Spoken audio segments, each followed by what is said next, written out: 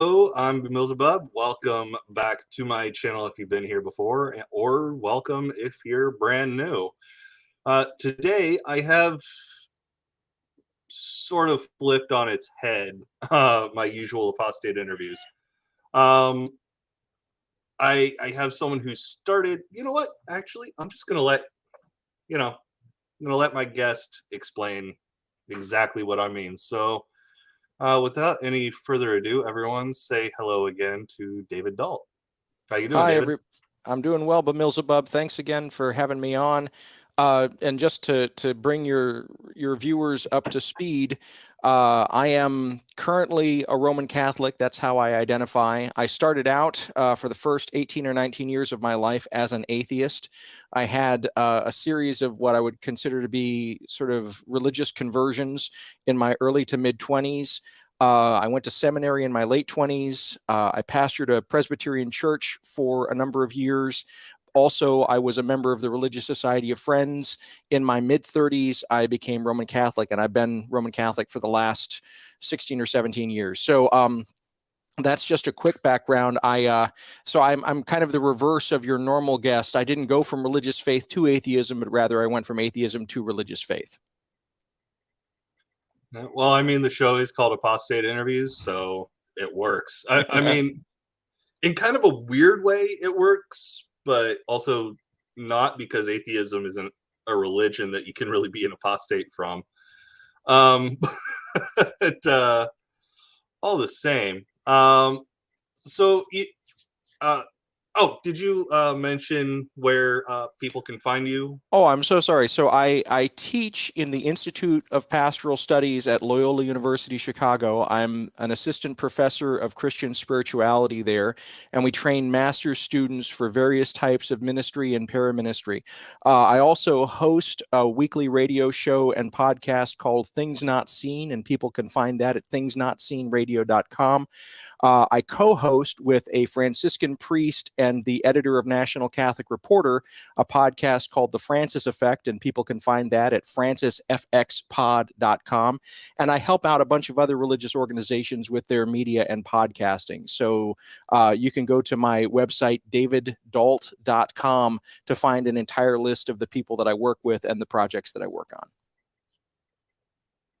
All right, and I'll be sure to get all those links in the description, as I like to do, so people can check you out. I mean, my audience isn't exclusively atheists; it's mostly atheists, but sometimes Christians will come around, and you know, I think. Well, no, actually, you are the first Abrahamic religion guest that I've had on my show. I've had pagans on, which is always interesting, because there's such a wide system of belief there. I mean, of course, you find wide systems of belief in even just Catholicism by itself. I mean, there are how many different ways of worshiping as a Catholic. You got Franciscans, Regnum Christis, which I considered myself once upon a long time ago.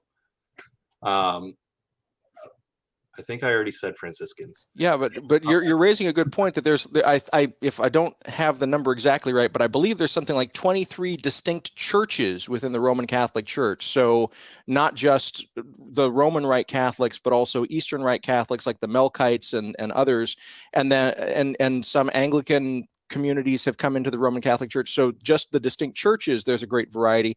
And then, as you're pointing out, the religious orders, the various vowed communities, there's hundreds and hundreds of those as well. So there's a lot of different ways to be Catholic. You're exactly right. Yeah.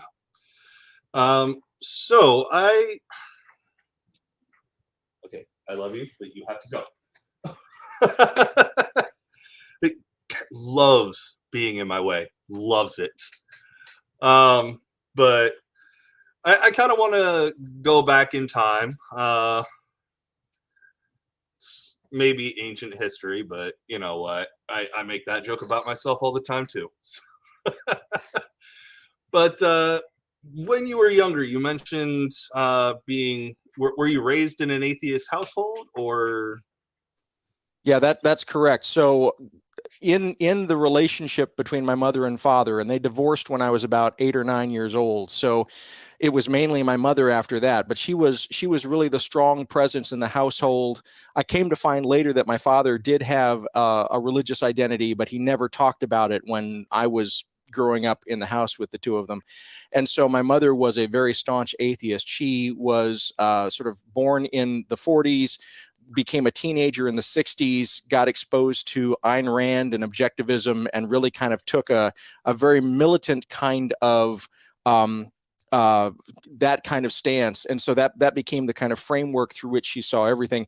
She had very little time for Christian faith particularly, but especially for the Catholic Church. And so it was I became Catholic a couple of years before she passed away in 2009, and that was an awkward conversation between the two of us. But to get back to the substance of your question, yeah, the entire household experience that I was raised in, religion completely alien to anything that we talked about or thought about as a family or as individuals. We just didn't have any context for it. And so I always went into, when I was invited by my Southern Baptist friends or whatever to like a vacation Bible camp or whatever, I always entered it as an alien in an alien experience. I had no reference points for it whatsoever. All right.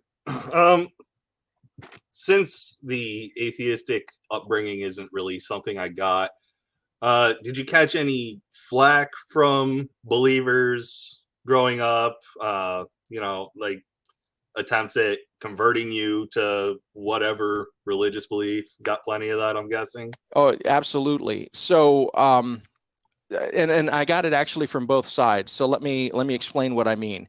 So when my parents divorced, I mentioned that happened around between third and fourth grade. I went to a new school as a result of that. And the first day on the playground, I mentioned to somebody on the playground that me and my family didn't believe in God. And at the end of recess, it was all over the playground. And by the end of the school day, it was all over the school. And for the next 2 years of me being at that particular school, I would have people not just in my class, but I would have people in grades higher than me, and even administrators and teachers confront me at various points about the fact that I didn't believe in God and wasn't that a bad thing. And I had people on the way to the bathroom stop me and say, "Where did the universe come from, David?" Or people, as I got on the bus, stop me and saying, "You're going to hell." So I definitely got that. And have had a version of that through my entire life. But also, when I would show any interest in religious things in my home, I would also have my mother tease me about it. And so as I got older and I began to hang out with some of my friends that did grow up in church, they would occasionally, in late high school, they would invite me to like a Christmas service or something like that. And I would come back to kind of being mocked a little bit by my mother to even being interested at all in this stuff. So I kind of got it from both sides. But I want to stress that the strangers who really attacked me because they thought that I was an atheist, that made a very distinct impression on me through the years. How so? Well, so I now consider myself to be a person who identifies with the Christian faith. And I want to be careful about how I say that. And we'll talk more about why I'm careful about how I say that. But I also describe myself as having a very strong inner atheist that still exists. So when I look in the mirror in the morning, I have that inner atheist look back at me and say, it's not your job to make people outside the faith feel foolish or to make them feel like they're in trouble because they don't believe. It's your job, David, to reflect the light and the love and the acceptance of Jesus Christ. That's really what my job is. It's not my job to convert anybody. And so that inner atheist still exists because I remember what it was like to be taunted and teased and bullied by people who were on the inside of a club. And I don't want to feel like, and I don't want to raise my children like they're somehow on the inside of a club. I instead want them to see that, following a lot of the scriptures like Matthew 25, Isaiah 53, and some others, we have a responsibility to those that are vulnerable in the world to care for them and to help them, not to mock them, and certainly not to make them feel like excluded outsiders. Okay, well, that's definitely good. I've seen much worse out of people, but yeah, I actually really like your previous experiences being bullied like that. Kind of gave you this sort of, I mean, it's really unfortunate that you were bullied. That shouldn't have happened. But like it gave you this kind of bird's eye view of what it's like to, you know, be treated poorly for, you know, in that case, not believing, or in another case, believing. Honestly, I think it was kind of crappy of your mom to tease you about it. I'd like to think that I would be better as a parent and not do any teasing, but I don't know. Teasing is part of my love language. So you could ask my fiance, who's just back there. I'm sure they would happily be like, "Oh yeah, that's part of his love language." What are we talking about? Teasing is part of my love language. Yeah, you're the last Well, you are two adults in a consenting relationship. There was a power differential between me and my mother that she was exploiting in that particular. I mean, she was working through her own stuff, and I was a punching bag. And that's a subject for another conversation, and really not germane to this. But I mean, she wasn't doing it in a loving way. She was doing it again to make me feel like I was somehow deficient for even, sort of approaching this kind of stuff. Yeah. So I want to get outside of the atheism box and into the first experience you had with religion, with starting to believe. So what was the first religion that you kind of joined? Oh, so I want to tease out the two things that you just said, because my first encounters with religion were long before anything that I would consider me starting to believe. So growing up, I was surrounded by a religious culture. And so I was surrounded mostly by Southern Baptists and Methodists. I grew up in South Georgia, about 100 miles south of Atlanta on the Georgia-Alabama border. And that was the air that you breathed. It was just, there was a certain type of Christianity that was all around there. As I grew older and got into high school, I began reading pretty widely. And one of the gateways for me was J.D. Salinger, and not just The Catcher in the Rye, but also books like Franny and Zoe and other of the short stories that really focused on spiritual issues. And so I began to explore some of the texts that were referenced in those stories. And some of them were Christian texts, like The Way of the Pilgrim, but others were Eastern texts, like the Upanishads and the Bhagavad Gita. So I ended up kind of, before I was out of high school, I had read the Tao Te Ching, I had read the Upanishads, I had read the Bhagavad Gita, and I had no reference for any of these texts. I just read them blind. So it's not like I really understood their wider context or their cultural fit, but I just kind of read the texts bare. But I would say that when I got out of high school, I knew those texts much better than I knew any Christian texts. And it was through sort of a weird turn of events that I ended up going to an Episcopal college. And it was because a bunch of my core friends in high school, people who had sort of been with me through my troubled times and had really stood up for me, had gone to this college in Tennessee called the University of the South. It's run by 13 different Episcopal dioceses. And so as an atheist, I kind of parachuted into the heart of this very Episcopal school, and was sort of surrounded by Christianity of a certain type for the first time. And listeners may or may not know that, like kind of hardcore Deep South Methodism and hardcore Southern Baptism, we could call them a kind of certain type of Christianity, maybe a low church Christianity. And Episcopalianism, at least in the South, is a much higher class kind of Christianity. In other words, there's a socioeconomic difference, and there's a liturgical difference, and there's a theological difference, kind of what gets emphasized. And so the Episcopal Church was much more open to some kind of social justice issues than I had ever been exposed to before. But I was an alien in the midst of this. And my main kind of interaction with the Episcopal Church was I had been in chorus in high school, and I wanted to keep singing. And the only good chorus in a 10-mile radius of the Swanee campus was the chorus at All Saints Chapel, which is the big church in the middle of campus. And so I ended up, as an atheist, hung over most Sunday mornings, singing these hymns in an Episcopal church.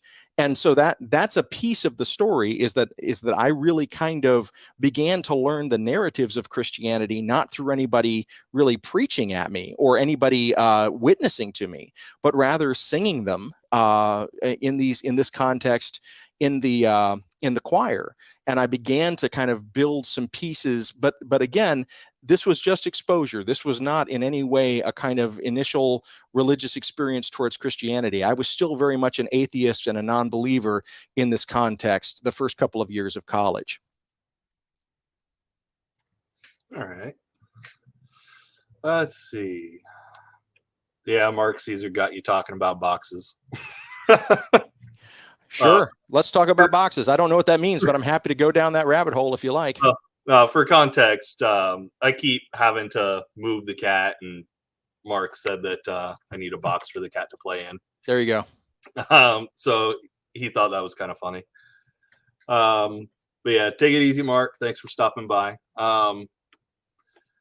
So I'm trying to remember, because we've covered actually a lot of ground. What was would you say that you were Episcopalian first, or no?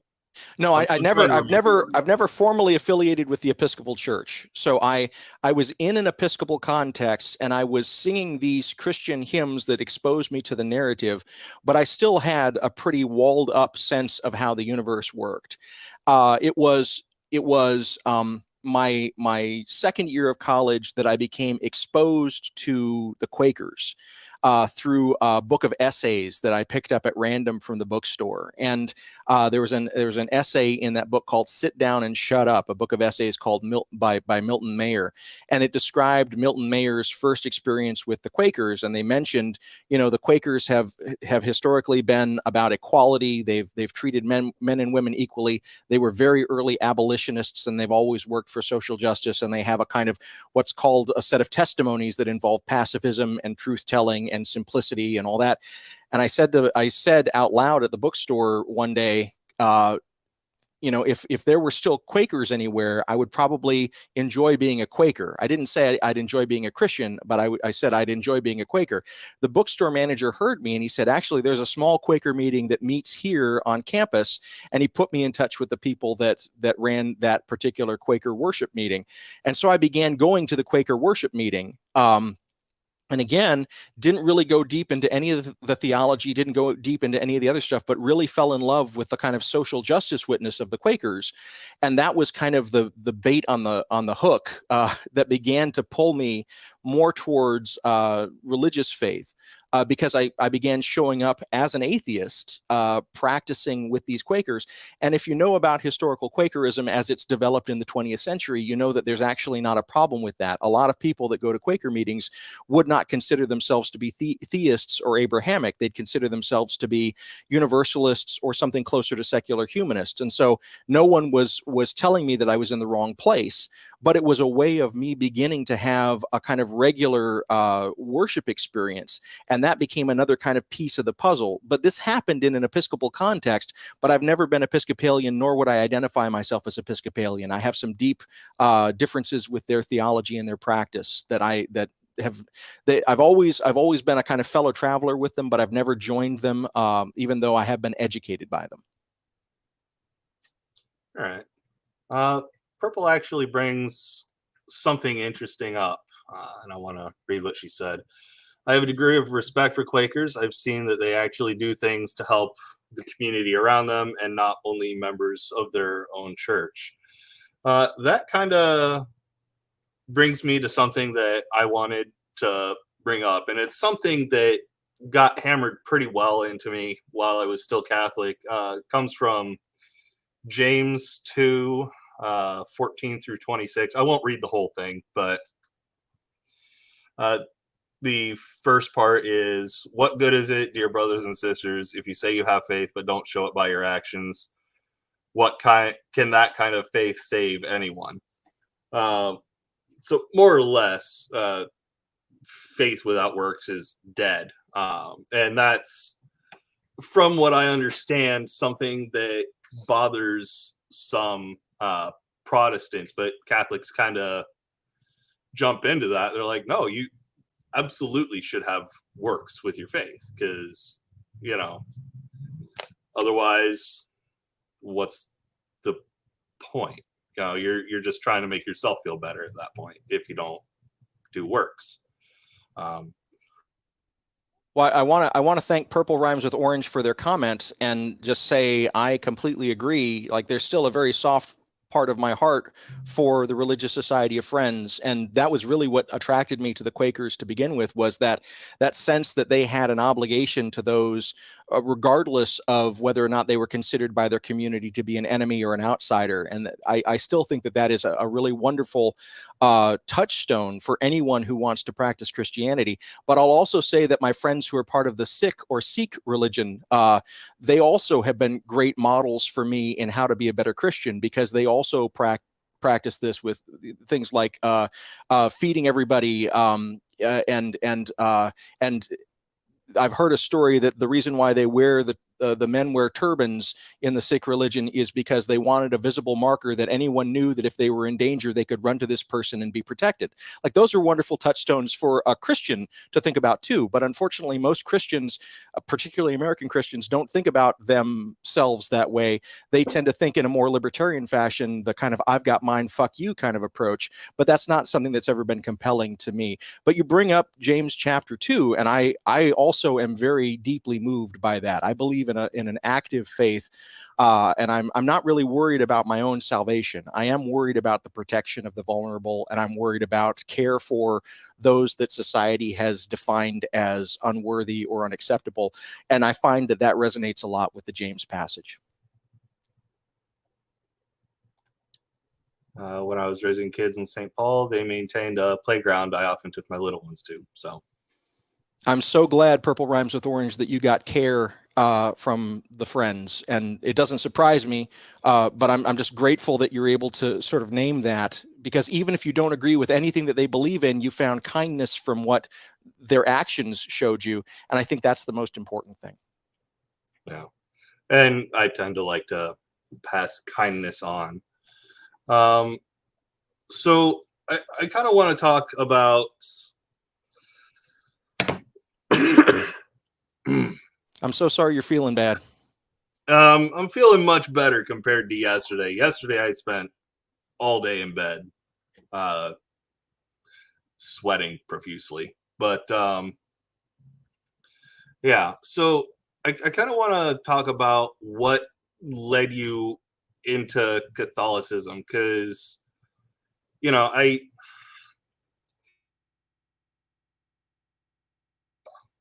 need Robitussin or something. Understood. But yeah, because I go from seeing like the Quakers and, you know, having the active faith, and at least in America, my experience with Catholicism isn't really going out there and doing the active faith thing for the community, unless it's like, actually, I can't even say most Catholics sort of proselytize, because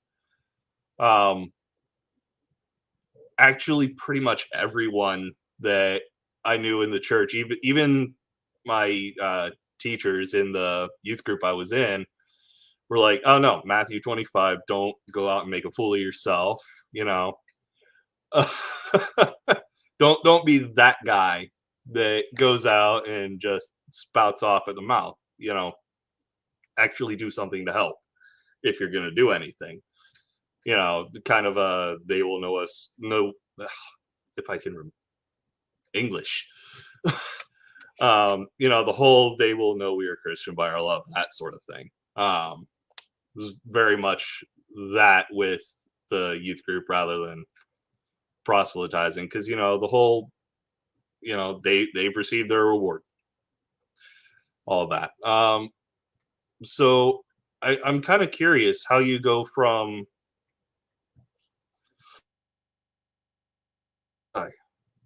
this is what happens when I do most of the talking and I'm under the weather. But yeah, so how you go from, you know, at least interacting with people that are more the active faith to religion that's a little more on the passive side. I'm kind of curious about that. Sure, and it's a fair question. And let me say again that I'm grateful for you taking the time to have a conversation with me, even when it's difficult and it's causing you to cough and things like that. But it's my habit to really listen to your question before I try and answer it. So I'm pausing before I jump in, and sometimes that means that you go into a coughing fit. And I just want to say, if I'm contributing to that, I apologize. It's because I'm trying to do the right thing, but in this particular conversation, I might be doing the wrong thing, and I might need to jump in a little quicker. But Right on. anyway. So I mentioned that I had gone to this Episcopal college and sung in the choir, and one of the gifts that came to me from that was a hymn from the Episcopal hymn book. It's hymn number 458, and it goes by a couple of different titles, but it's probably known best by either the title Love Unknown or My Song is Love Unknown. And the first lines of it are, "My song is love unknown, my Savior's love to me, love to the loveless shown, that they might lovely be.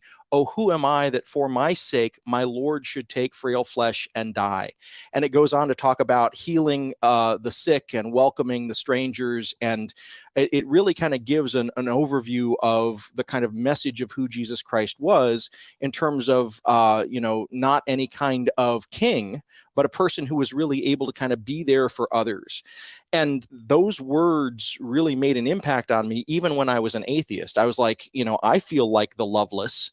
I feel like I'm kind of outside and worthless. But here's somebody saying that somebody's going to go after and try and find me, even when I feel that way about myself. It began a kind of connection.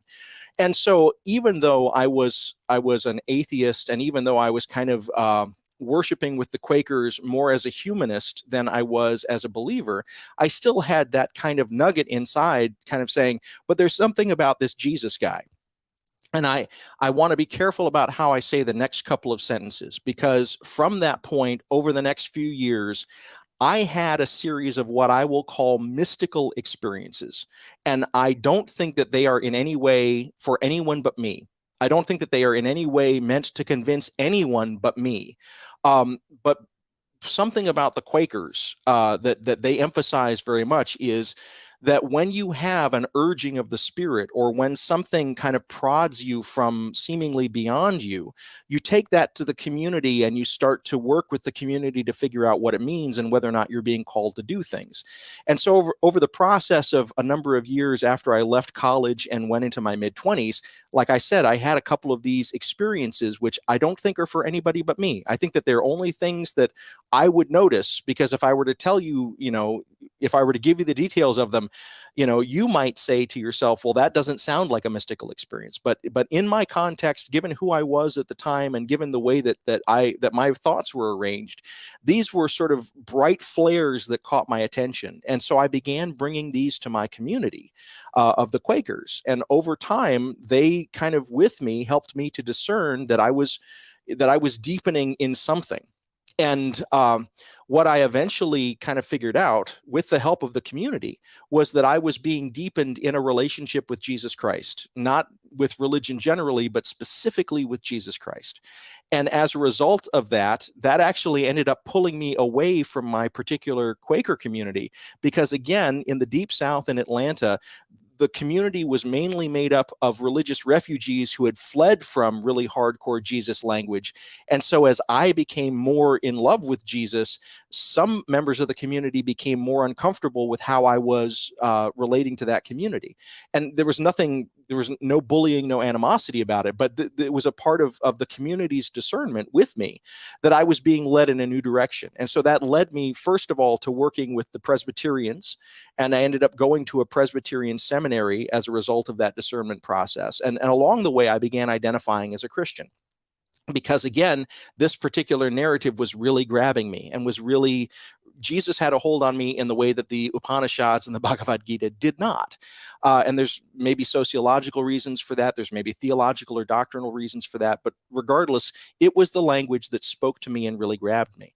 And so I tried my best to be a Presbyterian, but it never really took. And so I never formally joined the Presbyterians. I exploited a loophole in Presbyterian polity that allowed me to go to their seminary and even pastor one of their churches for a period of time as a kind of dual citizen. So I was a Quaker and I was working in a Presbyterian context. I had been trained in the Presbyterian kind of language, and I kind of knew how to do that. I could serve this church that was way south of Nashville and help them, you know, and I was able to be there for them as they needed.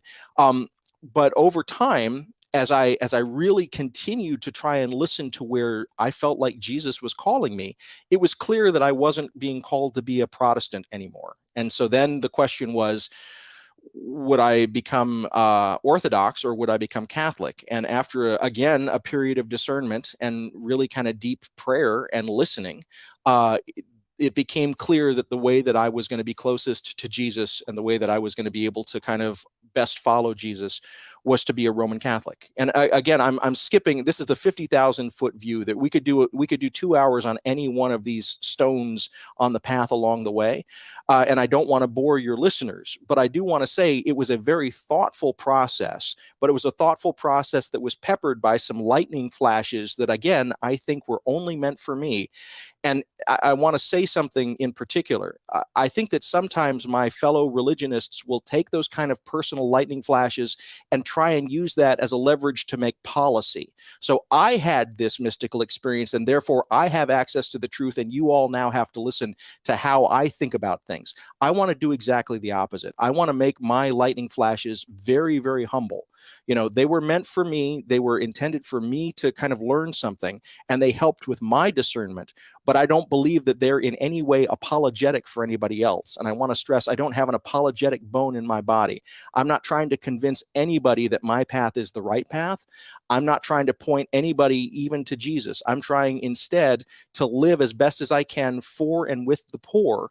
And in that way, do what I can to make the world more in line with what I think Christ has called us to do.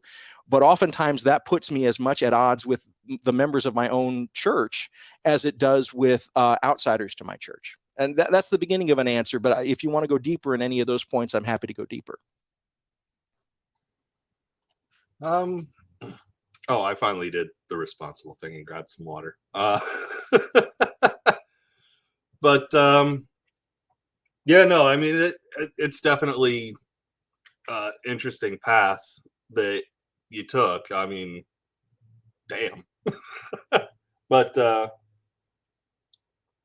something I definitely appreciate is that you're not trying to use my platform to proselytize it. There are so many people that would do that.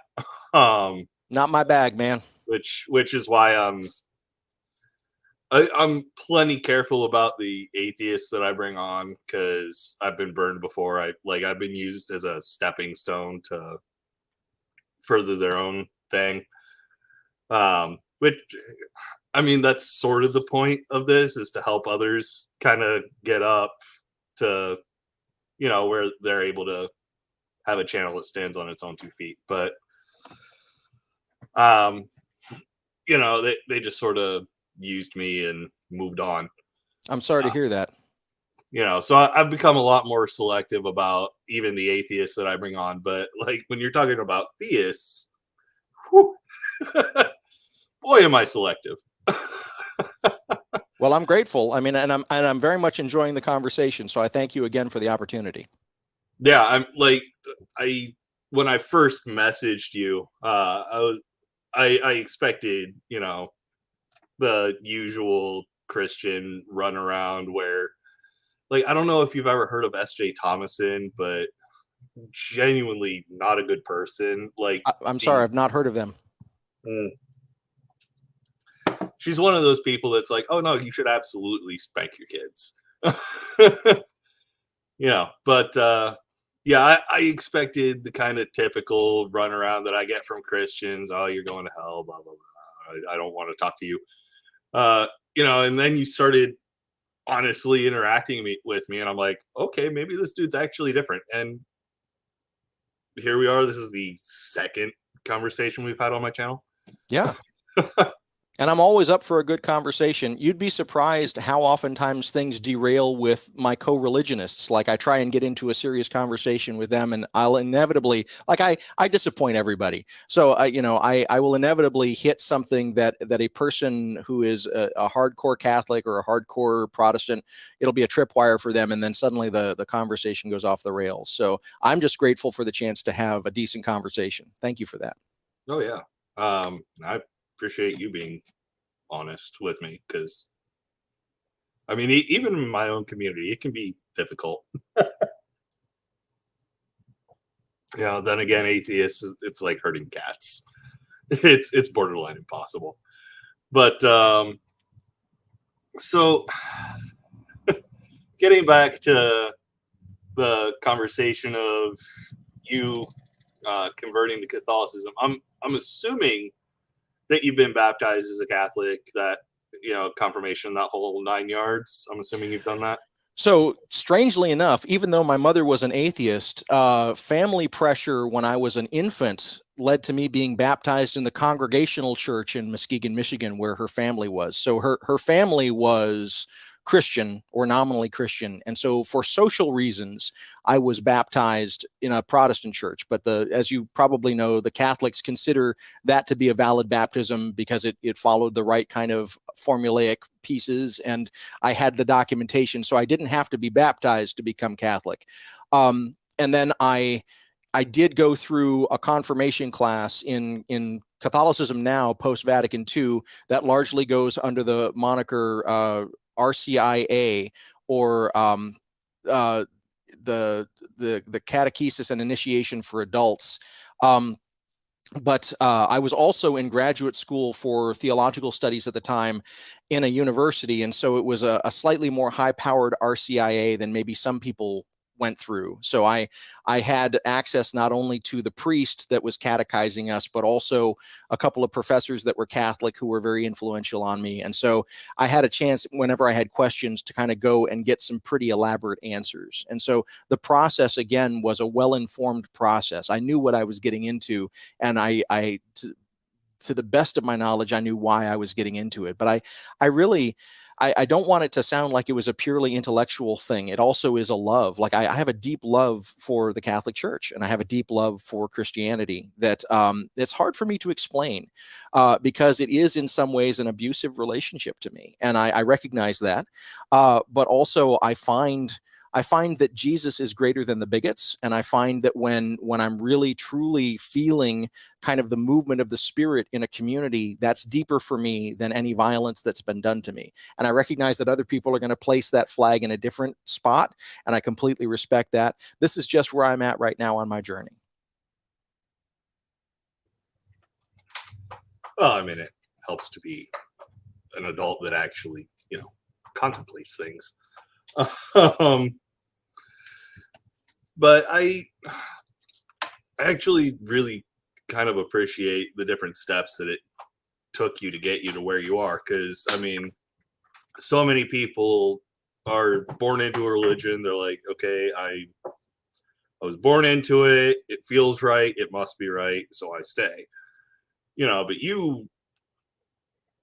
a lifetime of discernment and trying to figure out where you're at. That, I think, is laudable, that you're actually being that considerate about what you actually believe. I mean, thank you for those kind words. It drives some of my co-religious and several religious leaders in my practice crazy. So, but that's okay. I mean, Well, I mean, you kind of earned it. I mean, when you look at it, in my experience, most Catholics are just Catholics because, well, mom and dad were Catholic and they took me to church, and and a lot of them, I think, do the cradle Catholic thing where they're just like, oh, I'll go on Christmas and Easter. Well, Easter's the one you have to go to annually, unless that's changed. But yeah, that is the case that I've seen quite a bit of. Most people just go on Christmas and Easter, and the rest of the year they're just like, oh, well, I'm Catholic, but I'm not that serious about it. But I kind of think you earned your way into it by actually figuring out what you believe, however long it took you to get there. Well, thank you for those kind words. I want to say, as the parent of two kind of children that are about to enter teenagehood. They're kind of tweens right now. My partner and I, we think a lot about this because we've raised them in the Catholic Church, but they at this particular moment seem to have no interest at all in being Catholic. And so I mean that to say they have very little interest in the hierarchy, very little interest in the doctrine, very little interest in the worship. But I have also seen them of their own volition, when they have allowance money in their pockets, walk down the street and without any prompting from either of us, look at a person in need and identify that person and go up to them themselves and say, do you need help? And give from their own pockets to these people. So even if they're not getting the doctrine, even if they're not going to worship, even if they have no interest in that, I'm very, very happy that they manage to spot people who are vulnerable and people who are in need, and that they can act and react with compassion in those moments without prompting from us. So something that we're doing is getting them what I take to be the best parts of religious faith. Even if, if you were to ask them about the Nicene Creed, I don't think that they look cross-eyed at you and go, what is that? Despite the best efforts of the parents, that stuff's not trickling down, but the doing justice, loving mercy, walking humbly, that part is trickling down. That kind of James 2 stuff that you were just talking about. And to me, that's the better part of the equation.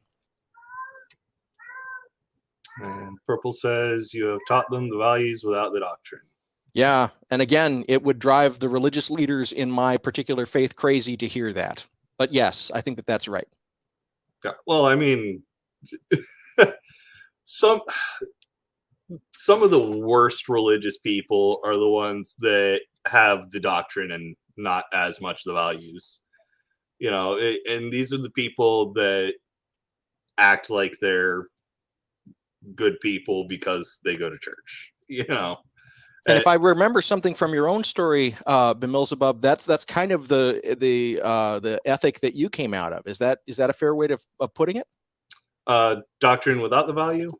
I seem to recall, as you were describing some things to me, that you were very good at sniping at people who weren't Catholic in the way that you were Catholic. I may be misremembering that, and if so, feel free to correct me. Yeah, I was pretty bad about, following the doctrine, and a little less about the value. It actually wasn't until I got out of Christianity that I started embracing the really good values. Like after I left the church, not officially, of course, because I didn't learn that you could until maybe like 5 years ago. I can't remember what the process is called. I'll look it up real quick in a minute. But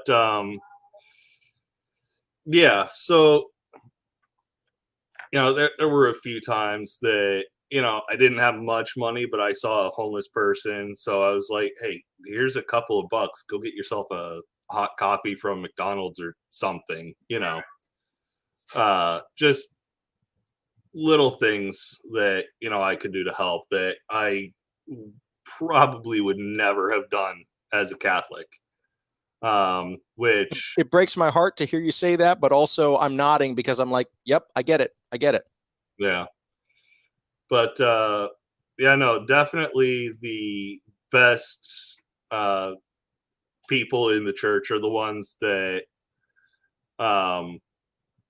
actually follow the ethics that Jesus, like the good, I would say the good things, the non-violence, helping other people. Let's see, Purple. I didn't develop any ethics until after I chucked the Bible. I mean, the Old Testament's kind of bad. But I also want to say to Purple and to others like them that in a world like we're living in, the fact that you developed ethics at all, I think, is a wonderful gain for the world. And so I hope that you practice those ethics every day, regardless of what label you would put on it. I'm very, very grateful that you're a person who is thoughtful about how you move in the world towards others. I think that that's vital and key. Yeah. So I looked it up real quick, and the process is called formal defection. Oh, wow. Yeah. Technically, it's something that the Catholic Church abolished, I think, in 2008, but they allowed me to go through it all the same. which I thought was kind of cool and surprising. And so that's a formal process for leaving the church, or is that Mhm. something else? Okay. Yep, formal process for no longer being counted as Catholic. What I love about that, BMillzebub, is you didn't just say that you wanted to leave, but you insisted on going out through the front door. I think that that's so cool.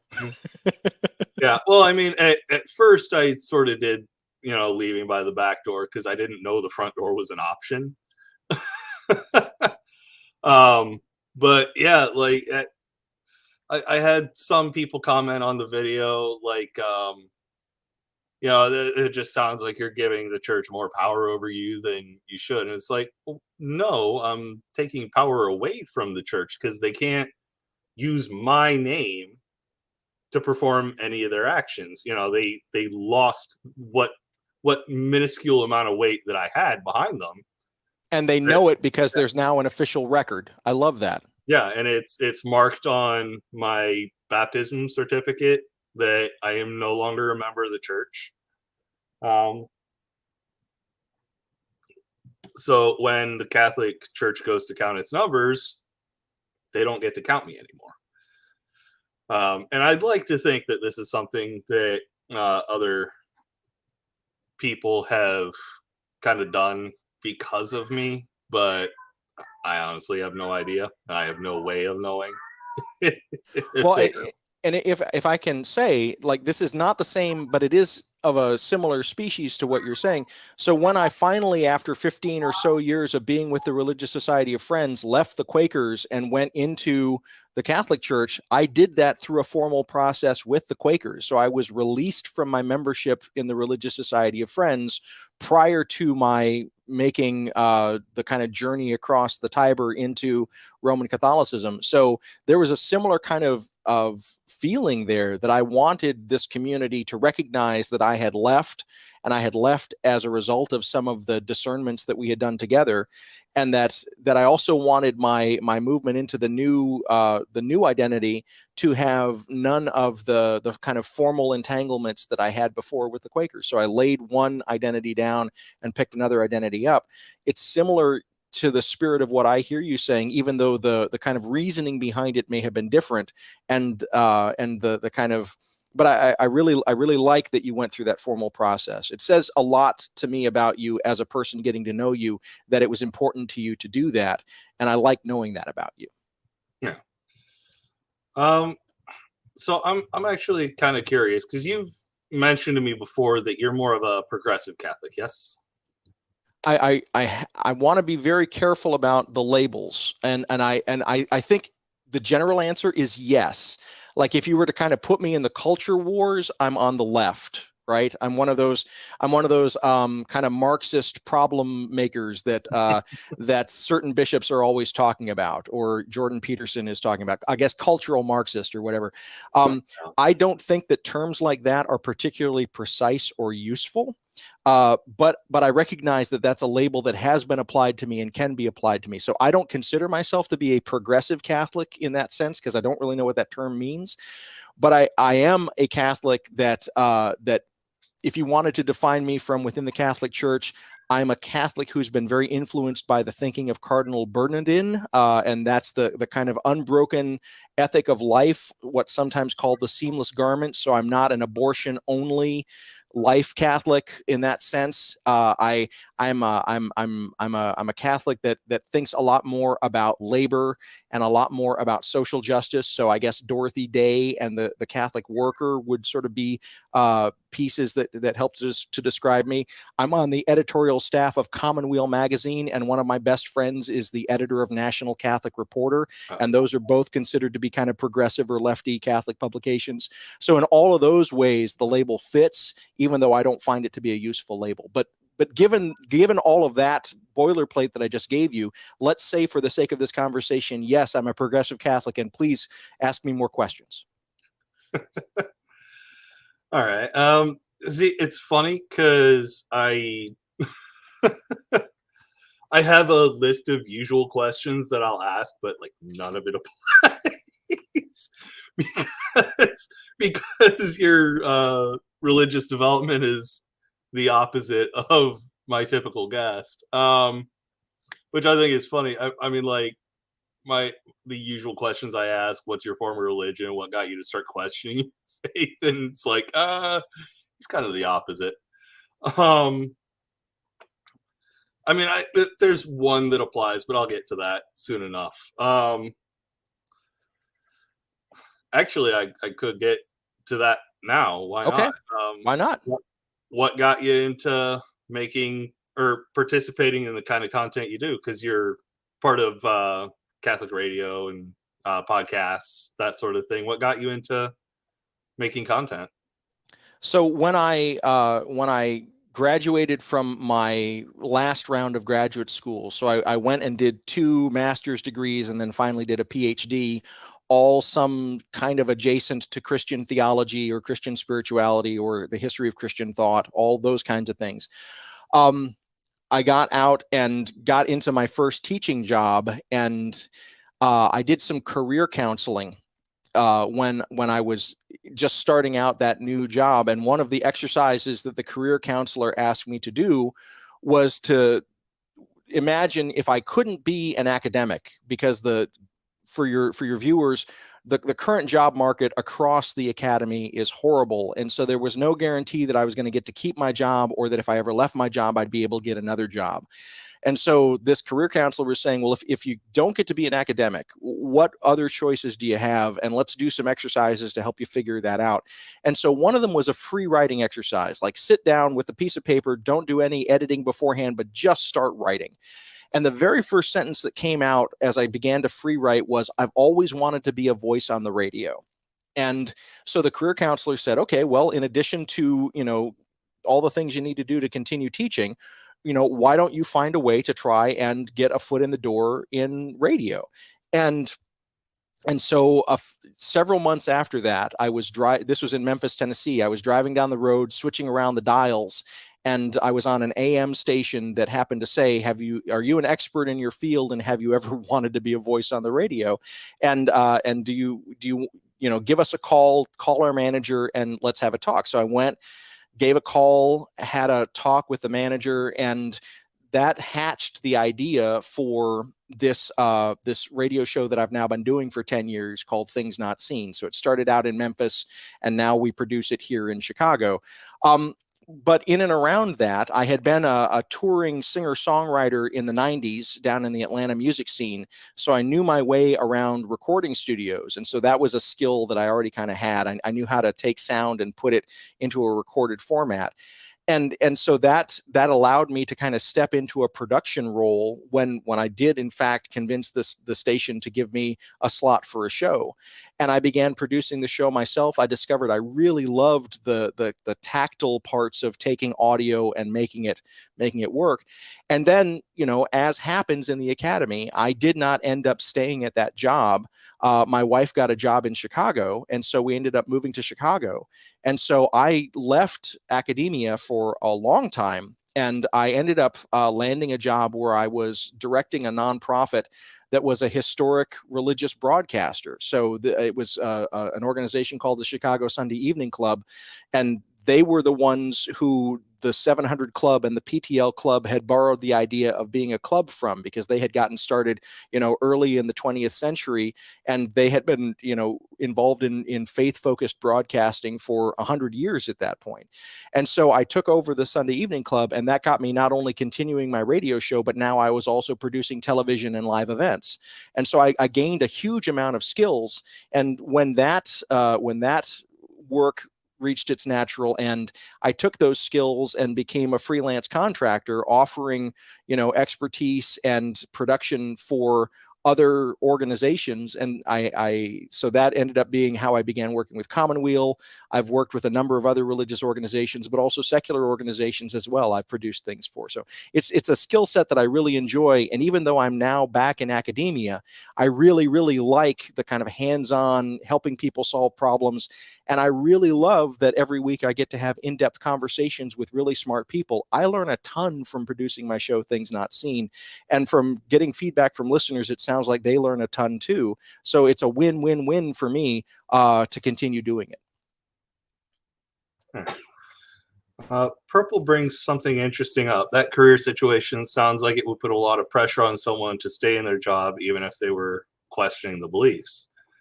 So, out of curiosity, and bearing in mind that the way I was taught in the Catholic Church is that it's not only okay to question your beliefs, but is actually almost expected that you'll question them. Because I mean, as I mentioned before, the word Israel means to strive with God. Do you have any question about do you question your belief?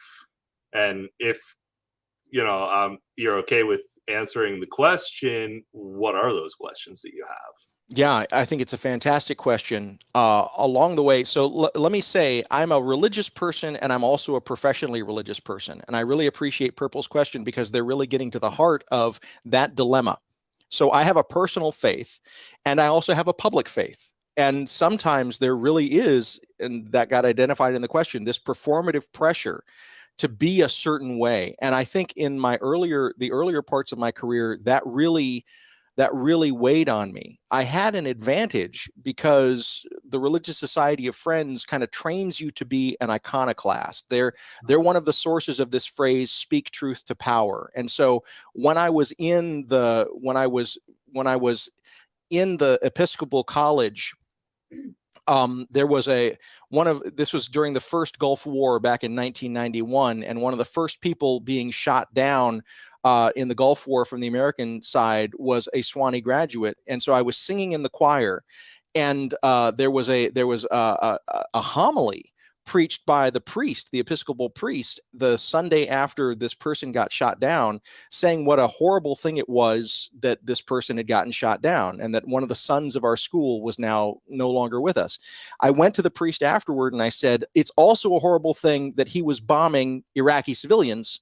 We need to say that from the pulpit too. Well, the priest didn't necessarily like that. And that began to be, parting of the ways for me singing in that choir, and made it easier when I began to discover the Quakers to leave that situation and spend my Sunday mornings with the Quakers instead. But those kind of formative experiences, then when I was working with the Presbyterians as a Quaker, we were in now right after 9/11, and I was working with a youth group, and I had a long conversation with the pastor at that Presbyterian church. And I said, I'm going to talk to the students in the youth group, and I'm going to say it's a horrible thing that the towers fell down. It's also a horrible thing that we were bombing civilians, and that that we've been doing things in the Middle East that have led to the animosity that would cause something like this.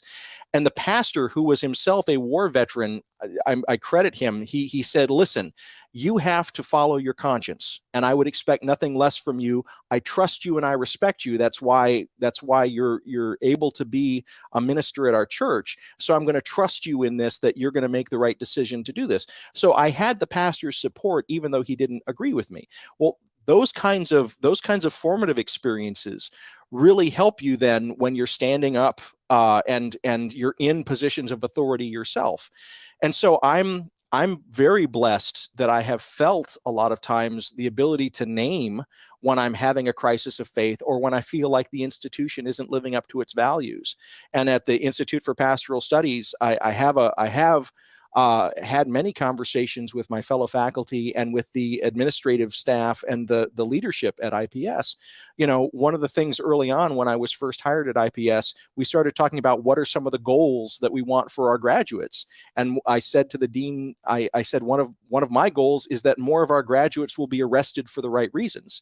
And the dean said, I actually think that that's not a bad goal to have. So this is all the bright sunny side. Okay.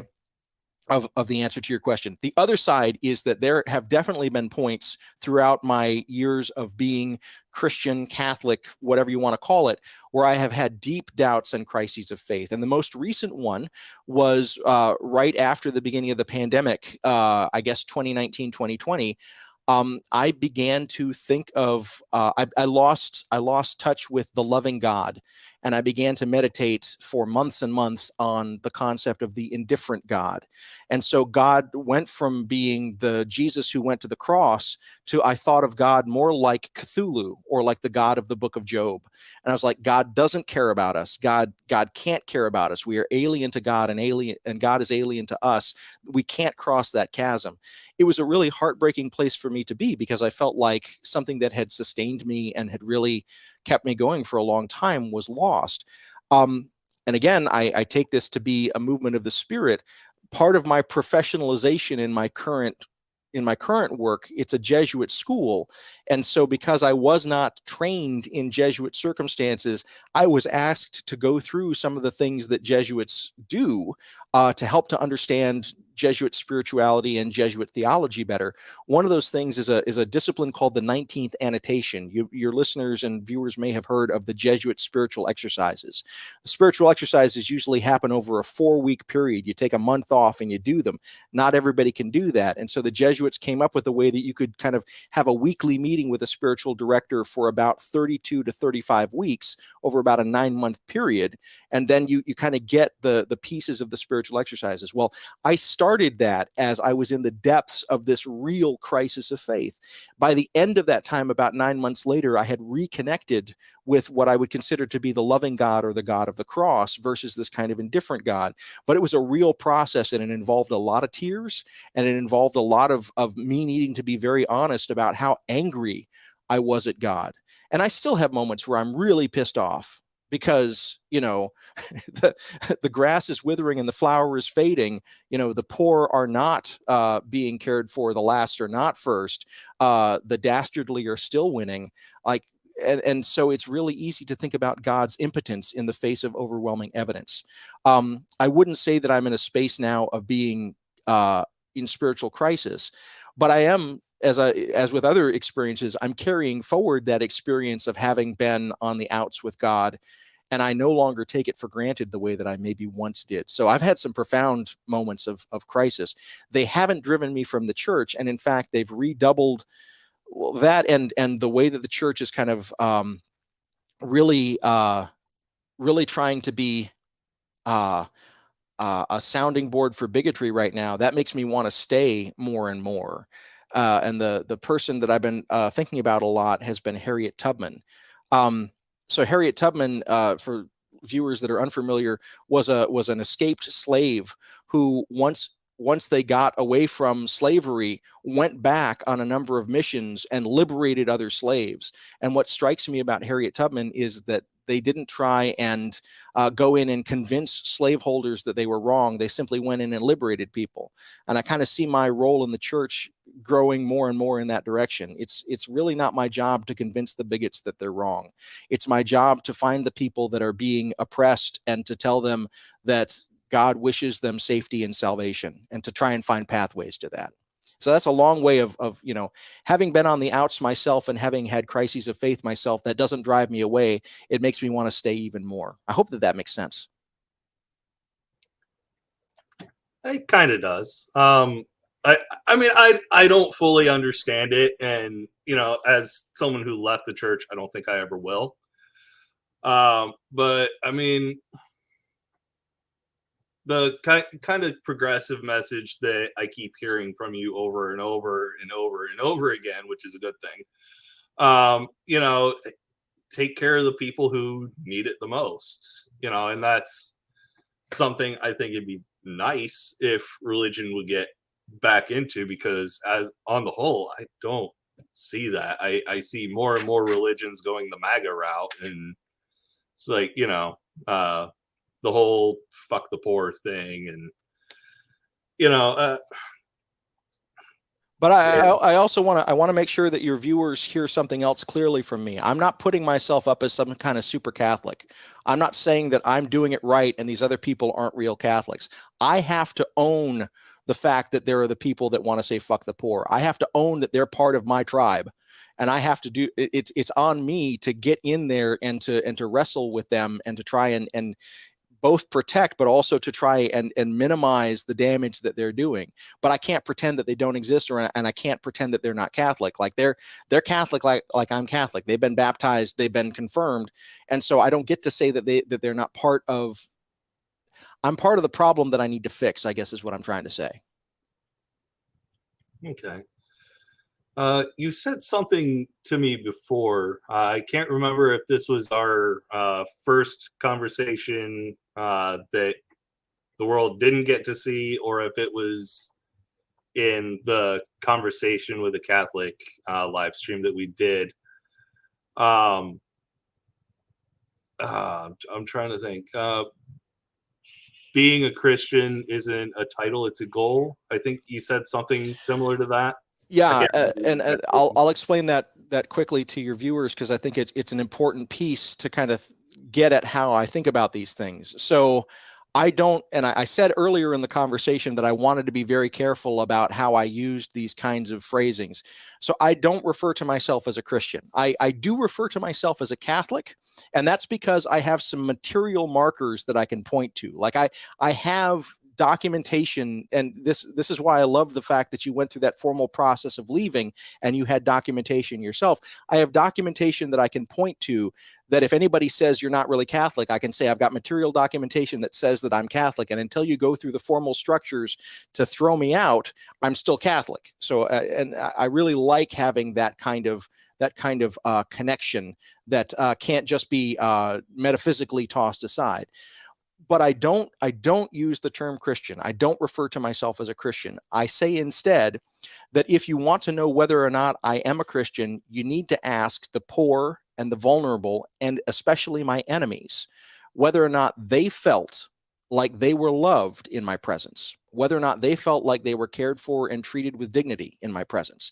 They get to say, the poor, the vulnerable, my enemies, they get to say whether or not I was Christian. It's not something I get to own or put on as a label or some kind of badge that I get to wear. I'm a Christian, I'm a good person.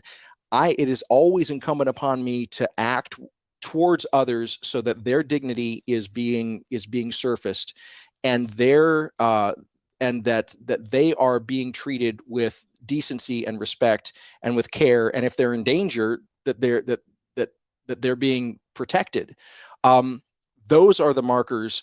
And then at the end of the day, I really don't think that there's that metaphor that always gets used, or that story, like we're going to stand before the pearly gates and have to justify ourselves before St. Peter. I really think about it the other way. I think that at that moment, we are told to keep our mouths shut. And it's instead, if the poor and our enemies can speak up on our behalf, that then we actually have a chance. And so for me, that animates everything that I do. Like Christianity, like you said, is not a label. It's not a title. It is instead an entire way of being towards others, particularly the people that I'm told not to care about. I hope that that's a good answer. It is. I actually like it. So we've actually gone over an hour, which is not something that typically happens. But hey, when you're having good conversation, screw it, do it. So as you know, I like to end my live streams the same way I start, by letting my guests shill themselves. So if you would like, shill away. Well, I want to say, first of all, how grateful I am to you, BMillzebub, for you being willing to have conversations like this. I hope that we'll have more chances to talk. You've been incredibly generous, and I'm very grateful. I also want to thank your viewers who have joined the conversation. I think careful listening is a rarity in this world, and I'm so grateful that people take the time to carefully listen to what we're saying. My name is David Dault. I teach at the Institute of Pastoral Studies at Loyola University Chicago. You can find me there at luc.edu/IPS. I also host a radio show here in Chicago called Things Not Seen, Conversations About Culture and Faith. You can find that at thingsnotseenradio.com. I co-host a podcast with a Franciscan priest and the editor of National Catholic Reporter at Francis at the Francis Effect at francisfxpod.com. And all of the work that I do can be found at my personal website, daviddault.com, DAULT. Thank you again for this opportunity to speak to you. I've really enjoyed it. Yeah, absolutely. And like I said, as soon as the live stream's over, I'm going to have a conversation with you about all the different links that need to go in the description and get them there. It's a pretty important thing to me, and I still need to put the links in the other video. So it's all good. You've been busy and then you got sick. No worries. Yeah. Damn it.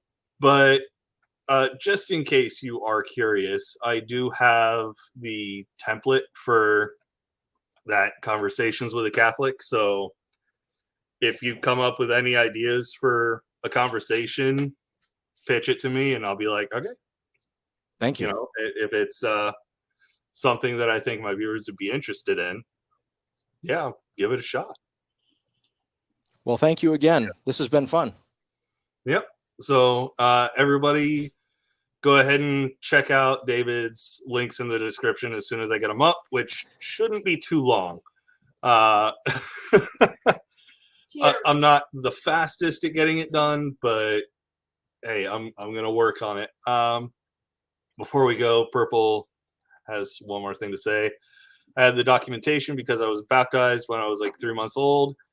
It's only still there because the church has canceled the process to get my name removed. And Yeah, Purple, like I'm sorry that was your experience, and it's not an atypical experience. I wish that the church was better at just being decent, but oftentimes they are not. Yeah, that's a problem you find pretty much everywhere you go. I mean, there are some atheists out there that I just can't stand because of how poorly they treat other people. But yeah, so that's going to do it for this one. Again, David, thank you very much for coming on and telling your story. So until next time, everybody, take it easy, and we'll see you all in the next one.